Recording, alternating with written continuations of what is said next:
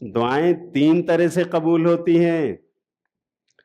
امام بخاری نے اپنی کتاب الادب المفرد میں نقل کیا ہے صحیح سند کے ساتھ، ابو سعید خدری رضی اللہ تعالیٰ عنہ راوی حدیث کہتے ہیں کہ پیارے نبی صلی اللہ علیہ وسلم نے فرمایا ما من مسلم يدعو بدعوة ليس فيها اسم ولا قطيعة رحم الا اعطاه الله بها احدى ثلاث، کہ جو بھی مسلمان دعا کرتا ہے اگر وہ رشتہ داری کاٹنے کی دعا نہ مانگے، گناہ کرنے کی دعا نہ مانگے، تو اللہ تعالیٰ اس کو 3 میں سے ایک ضرور دیتا ہے، اس کی دعا برباد نہیں جاتی، ضائع نہیں ہوتی، اللہ ضرور دیتا ہے۔ کیسے دیتا ہے؟ نمبر 1 اما ان يعجل له دعوته، یا تو اللہ تعالیٰ اس کی یہ مراد اسی دنیا میں پوری کر دیتا ہے، جو اس نے مانگا تھا اللہ اسے دے دیتا ہے۔ اس نے مانگا تھا اللہ میں طالب علم ہوں، مجھے اگزام میں نے دیا ہے، اچھے نمبرات اچھی پوزیشن سے کامیابی عطا فرما، اللہ نے کامیاب کر دیا۔ اللہ مجھے اچھا اسپاؤس اور جوڑا چاہیے، دیندار، پرہیزگار، خوبصورت، خوب سیرت، اللہ نے دے دیا، شادی ہو گئی۔ اس نے مانگا تھا اللہ میرا اپنا آنرشپ کا گھر نہیں ہے، مجھے عطا فرما دے، اللہ نے اس کو برکت دیا، اس نے گھر خرید لیا۔ اللہ تعالیٰ میرے پاس اپنی گاڑی نہیں ہے، مجھے عطا فرما دے، اللہ نے وہ بھی نواز دیا۔ بہت ساری دعائیں ہم اور آپ مانگتے ہیں، اللہ تعالیٰ دیتا جا رہا ہے اسی دنیا میں۔ ہاں کبھی اللہ تعالیٰ جلدی ہی دے دیتا ہے، کبھی دیر سے دیتا ہے دنیا میں بھی۔ ہاں جیسے اللہ کے رسول صلی اللہ علیہ وسلم جب مبعوث ہوئے تو آپ نے کہا لوگو میں اپنے باپ ابراہیم کی دعا کا نتیجہ ہوں۔ آج سے ہزاروں سال پہلے ابو الانبیاء حضرت ابراہیم نے دعا مانگی تھی، ربنا وابعث فیہم رسولا من انفسہم یتلو علیہم آیاتک ویزکیہم ویعلمہم الکتاب والحکمہ۔ اللہ تو انہی میں سے ان کے اندر ایک رسول بھیج دے جو تیری آیات پڑھ کر سنائے، ان کا تزکیہ نفس کرے، کتاب و حکمت کی تعلیم انہیں دے، معلم بن جائے، ان کے لیے مربی بن جائے۔ تو اللہ تعالیٰ نے مجھے مبعوث فرمایا ہے۔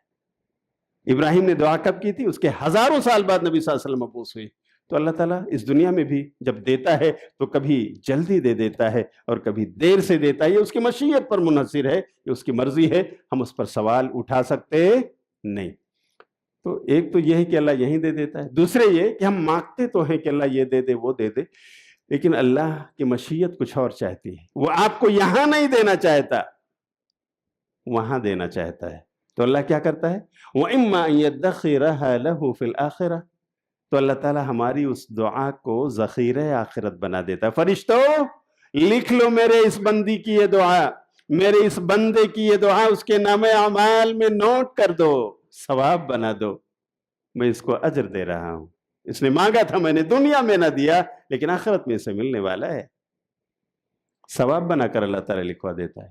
اچھا، تیسری شکل یہ ہے دعا قبول ہونے کی، وَإِمَّا أَن يَصْرِفَ عَنْهُ مِنَ السُّوءِ مِثْلَهُ، کہ اللہ تعالیٰ ہماری وہ مراد تو نہیں پوری کرتا جو ہم نے مانگا ہے، لیکن اسی کی برکت سے اللہ تعالیٰ اسی دنیا میں آنے والی آفت، مصیبت، پریشانی، بلا، حادثہ، اللہ تعالیٰ ہمیں اس سے بچا لیتا ہے۔ بہت مرتبہ ایسا ہوتا ہے، ہم گزر رہے ہیں، سڑک پار کر رہے ہیں، کوئی وہیکل نہیں، لیکن بس تھوڑی دیر میں ایک بائک، موٹر بائک تیز رفتاری کے ساتھ آتی ہے اور آپ سے ایسا لگتا ہے کہ ابھی کچل کر چلی جائے گی، لیکن بریک لگتی ہے اور لگ جاتی ہے، بچ جاتے ہیں، آپ بھی بچ جاتے ہیں، بائک والا بھی بچ جاتا ہے۔ اللہ تیرا شکر ہے، جان بچ گئی، ابھی تو حادثہ ہونا تھا۔ تو میرے بھائیو، اس طرح کے حادثات سے اللہ بچاتا ہے۔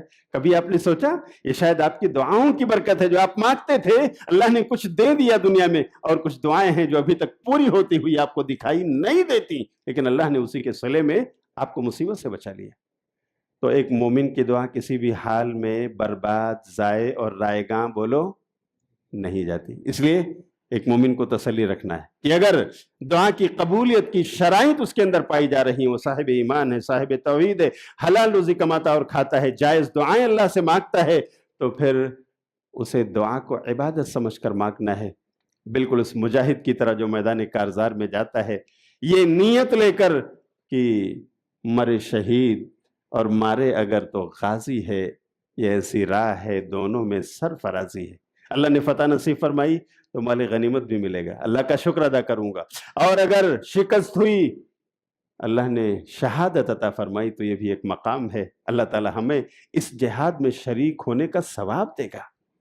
لیکن اگر آپ دعا صرف اپنی حاجت براری کا ذریعہ سمجھتے ہیں، یہ سورس ہے ہماری مراد پانے کا اور بس، تو پھر اس مجاہد کی طرح آپ ہیں جو میدان کارزار میں صرف اس لیے جاتا ہے کہ اس کو مال غنیمت ملے، کہ اگر مال غنیمت نہیں ملا تو مایوس اور نامراد۔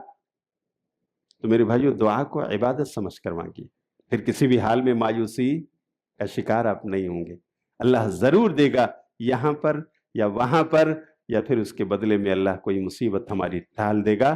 ہمیں دعائیں مانگ کر مایوس ہونے کی ضرورت، بولو بھائیو، نہیں۔ اللہ تعالی ہم سب کو دعا کے آداب کی رعایت کرتے ہوئے، اس کے شرائط پر پورا اترتے ہوئے اپنی دعائیں کرنے کی توفیق عطا فرمائے، آمین۔